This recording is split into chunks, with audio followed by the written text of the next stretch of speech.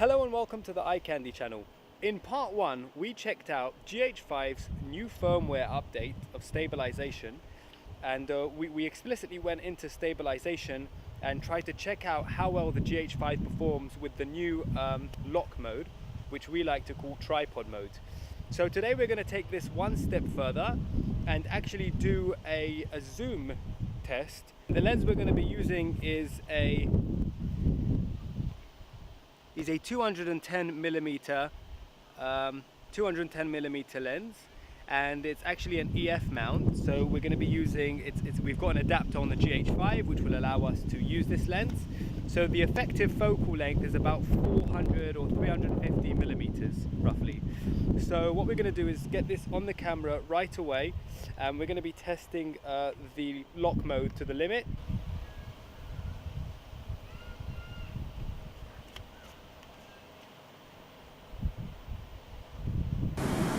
Okay, so I'm now at full 210 millimeters. I'm very far from these cars,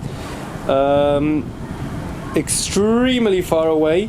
I'm actually talking while taking this footage, and the results I can see already are really incredible. I've actually done a test like this. I'll link it to the top up here, and you'll be able to see the difference between this footage and the footage that I got last time when the lock mode was off. You know what? Let me just switch off this. I'm just going to switch off the lock mode, and you can have a look and see how good this is. This is really holding on right now.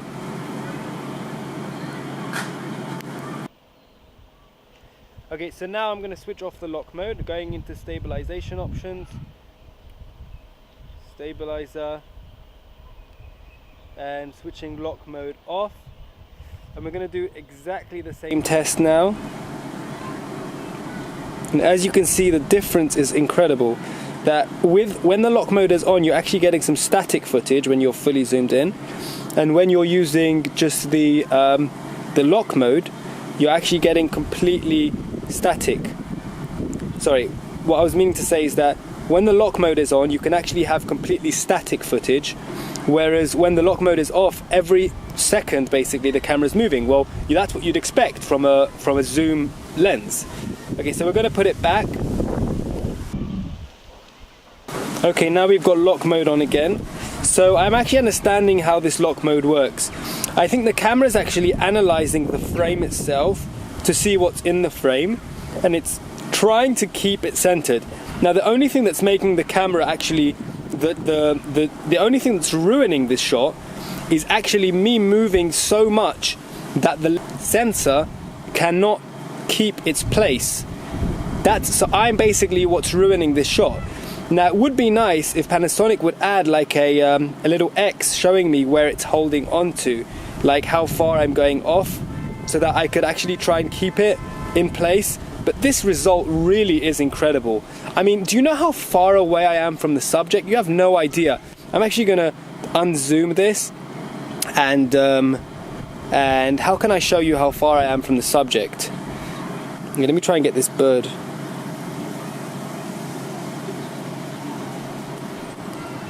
Try and get a zoom on it.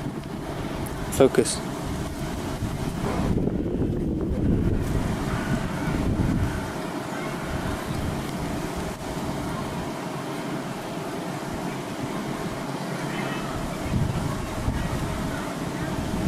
Amazing. Alright, I'm going to show you how far I am from the subject.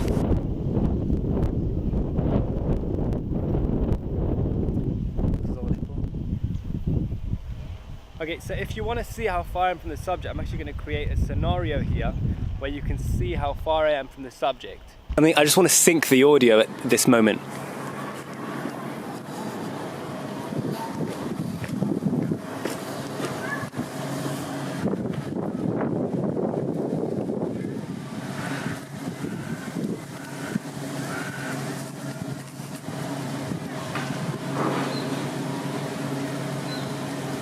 So as you can see, even though I'm talking right now, we're still not getting any movement at all.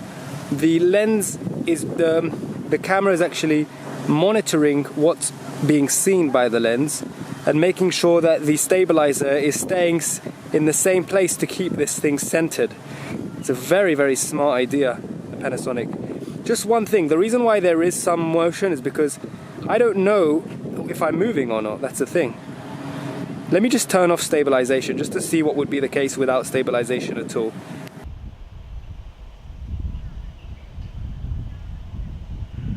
Okay, this would be the scenario without any stabilization at all. That's just completely useless footage. But you know, you just got to see it sometimes. Okay. Another test I wanted to do with the Gh5 is to see that if I actually held it on a tripod, to see if I could get some gimbal-like footage when using the tripod mode or the lock mode stabilization. So let's try this and see what kind of result we can get with it. See if it adds anything to the footage. Okay, let's make sure we've exposed correctly. Okay, so I'm going to try and make this as stable as possible and see if it replaces a gimbal kind of footage. Because as I said before in my previous video, this new stabilization option is a good all-round option. It's not only good to get a static shot, but it's also good when you're actually moving to get like a slider kind of shot. So let's see how well it does when you use it with a tripod to try and get like a more stable effect.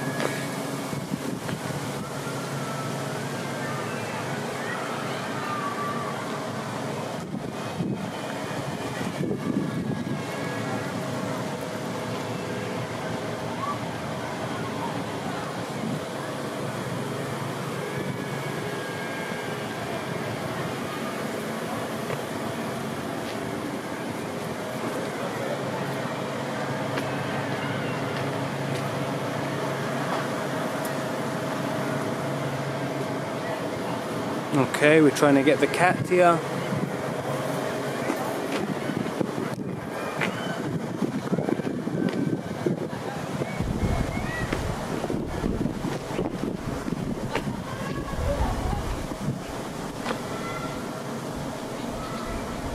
Okay, let's try a slider shot now.